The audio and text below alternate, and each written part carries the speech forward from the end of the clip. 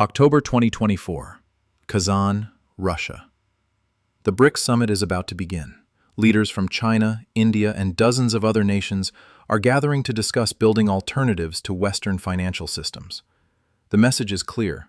The dollar era is ending. But there's a problem. The summit's official website has issued an urgent advisory to all attendees. Bring cash. Specifically, US dollars or euros, because MasterCard and Visa don't work in Russia anymore. Union Pay cards work, but with restrictions.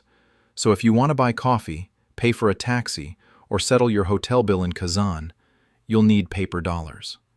The very currency these nations claim to be escaping. Russia's own mere payment card barely works outside Russia, even among supposed allies. So here's the irony frozen in time.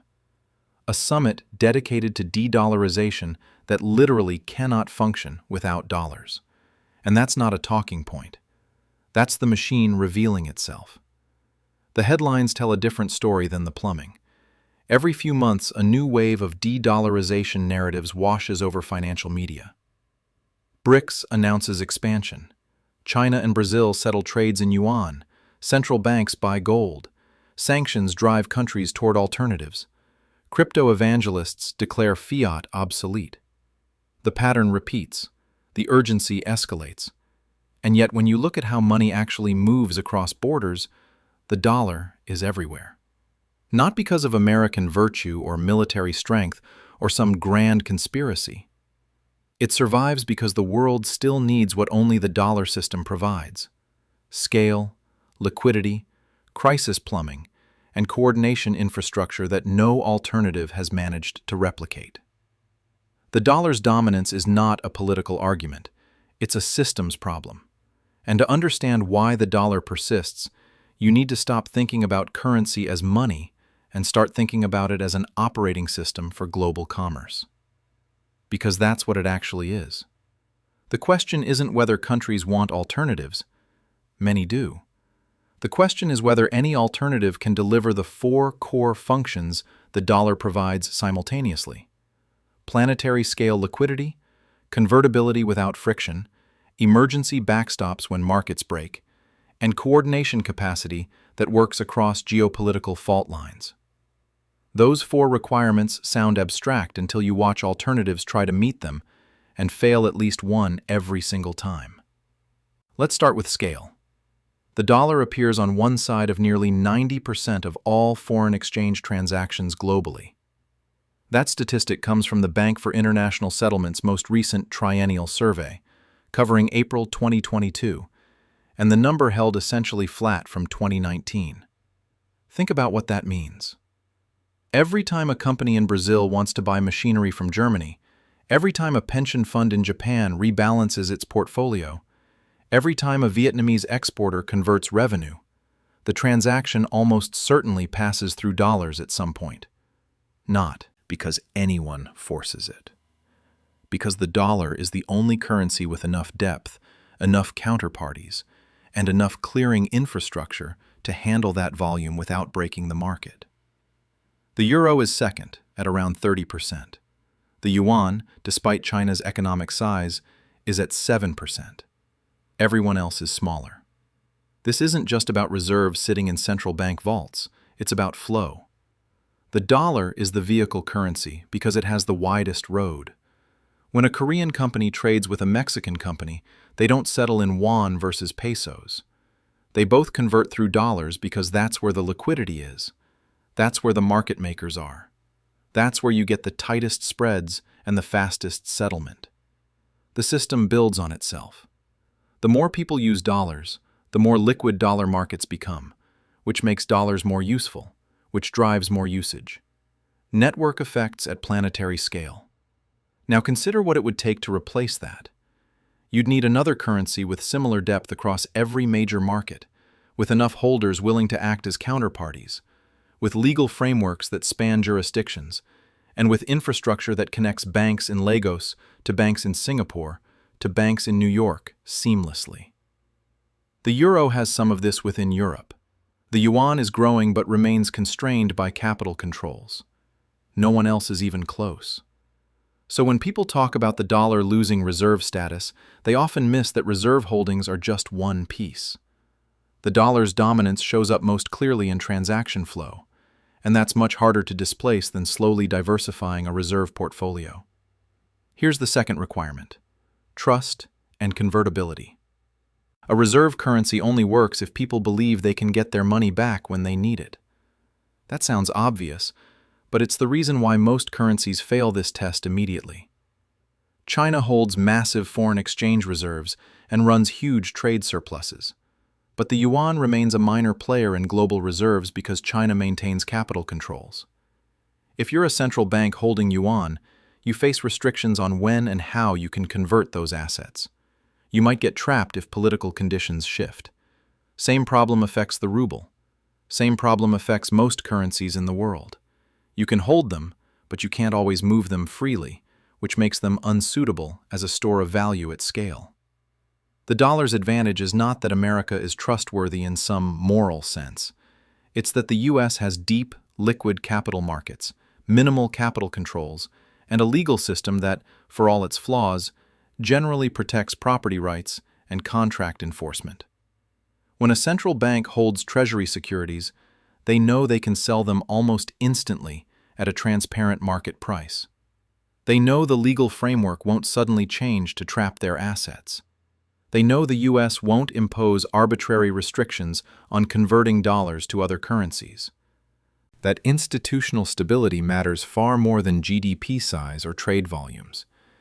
It's the difference between holding an asset and holding a liquid asset you trust. This brings us to the third requirement, and this is where the dollar system becomes genuinely irreplaceable in its current form: crisis plumbing. When global funding markets freeze, when currencies collapse, when banks face sudden dollar shortages, the Federal Reserve has tools no other central bank possesses. Specifically, swap lines and the FEMA repo facility. These are not well understood, even by people who follow macro news, but they are the hidden architecture that stabilizes the entire system. Here's how it works. The Fed maintains standing swap lines with 5 major central banks: the European Central Bank, the Bank of Japan, the Bank of England, the Swiss National Bank, and the Bank of Canada. During crises, these central banks can borrow unlimited dollars from the Fed, then lend those dollars to banks in their jurisdictions that are facing funding squeezes. In March 2020, when COVID hit and markets panicked, these swap lines injected hundreds of billions of dollars into global funding markets. Without them, banks in Europe and Asia would have faced severe dollar shortages, potentially triggering a cascade of defaults and fire sales. The Fed essentially acted as lender of last resort, not just for the US, but for the global dollar system. Then, there's the FEMA facility, Foreign and International Monetary Authorities. This tool allows any central bank with a FEMA account at the New York Fed to temporarily exchange their U.S. Treasury holdings for cash dollars through overnight repos. They can roll these over as needed. Why does this matter? Because during crises, central banks often need dollars fast. Normally, they'd have to sell treasuries into the open market, which can push prices down and create more instability. The FEMA facility lets them get dollars without selling, preserving market stability. It's a pressure valve. Made permanent in 2021 after proving essential during the COVID crisis. Now ask yourself, what alternative system provides this? The Eurozone has some internal mechanisms, but they only work for euro liquidity. China has bilateral swap lines with some countries, but they're limited in scope and come with political strings. The yuan swap lines don't create a genuine lender of last resort function, because China doesn't have the same institutional capacity or willingness to backstop global markets. The dollar system has pipes, actual emergency infrastructure. When markets break, the Fed can flood the system with liquidity through multiple channels, stabilize funding costs, and prevent contagion. No other currency has that global reach. And here's the uncomfortable truth for anyone hoping the dollar collapses under sanctions pressure. The countries that get cut off from dollar systems hurt themselves more than they hurt the dollar. Russia is the clearest case. cut off from SWIFT, cut off from Western payment rails, forced to cobble together alternatives. And what happened? Trade became more expensive, more complicated, more fragile. Russian importers struggle to pay for goods. Russian exporters struggle to receive payment. The workarounds exist, but they're inefficient and costly.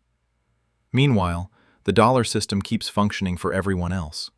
The machine is too big to replace with duct tape.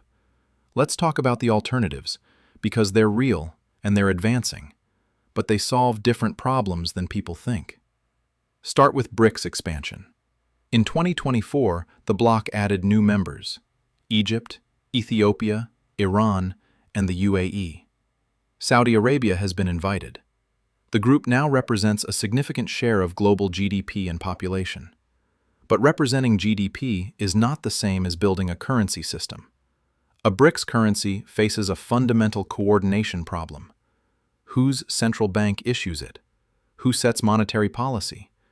What happens when members' interests diverge? Brazil and India and China and Russia do not have aligned economic cycles or political incentives. Any shared currency would require them to surrender monetary sovereignty to a joint institution. And there's no sign anyone is willing to do that. More importantly, a BRICS currency wouldn't automatically inherit the infrastructure that makes the dollar useful. You'd still need clearing systems, settlement infrastructure, legal frameworks, market makers, and crisis backstops. You'd need decades of building trust. You'd need capital markets deep enough to absorb trillions in transactions. None of that appears overnight. So while BRICS may continue exploring alternatives for certain bilateral trades, the idea of a BRICS reserve currency replacing the dollar is a category error. It confuses political desire with operational reality. Now consider the actual innovation happening at the margins. Project mBridge. This is a multi-central bank digital currency platform being developed by the BIS Innovation Hub, along with the central banks of China, Hong Kong, Thailand, the UAE, and now Saudi Arabia. It reached minimum viable product stage in mid-2024. The goal is to enable instant cross-border payments using wholesale CBDCs on distributed ledger technology. Real value transactions have been piloted, the system works, and it genuinely addresses some inefficiencies in correspondent banking: high costs, slow settlement, operational complexity. For certain corridors, especially where correspondent banking has retreated, mBridge-style systems could be transformative. But notice what mBridge does and doesn't do. It reduces friction. It speeds up settlement. It bypasses some intermediaries. What it doesn't do is create a global reserve asset, or a lender of last resort, or a unified legal framework for disputes. It's plumbing, not currency. The transactions still need to be denominated in something, and that something will likely remain dollars, euros, or yuan, depending on the year. Trade. So mBridge and similar CBDC projects are not dollar replacements. They're new rails that might carry dollar-denominated value more efficiently. The rails can change without the currency changing. Then there's BRICS Pay, a proposed system for coordinating digital payments among member states.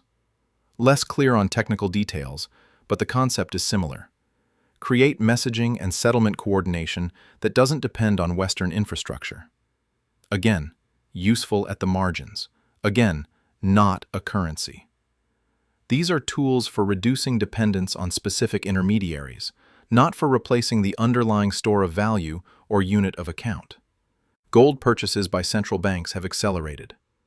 Some interpret this as flight from the dollar, but the data tells a more nuanced story.